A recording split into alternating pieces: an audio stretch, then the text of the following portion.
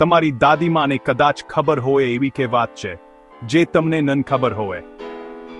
હેરકી માટે કાયાનું દૂધ.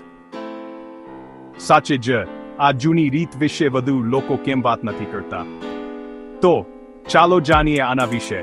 થોડા ગુજરાતી થારોમાન લોકો માને છે કે ગરમ ઉકાળેલું ગાયનું દૂધ પીવાથી હેરકી તરત જ બંધ થઈ જાય છે. બહુ સહેલું લાગે છે, નહીં?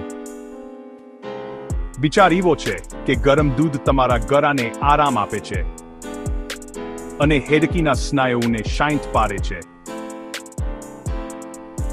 ઉપરાંત સ્વાદિષ્ટ દૂધ પીવાના બહાનાને કોણ ગમે? હવે આને સમર્થન આપવા માટે બહુ વૈજ્ઞાનિક પુરાવા નથી, પણ હે, ક્યારેક દાદીમાના ઉપચારો કામ કરી જાય છે. બસ યાદ રાખજો, જો તમને લેક્ટોઝ ઇન્ટોલરન્સ હોય કે એલર્જી હોય તો તમે કનક બીજું અજમાવી શકો છો. આગલી વખતે જ્યારે હેરકી આવે ત્યારે ગાયના દૂધનો એક પ્રયાસ કરજો, અને જો બીજું કન નહીં તો ઓછામાં ઓછું તમને એક સ્વાદિષ્ટ પીણું તો મંકન.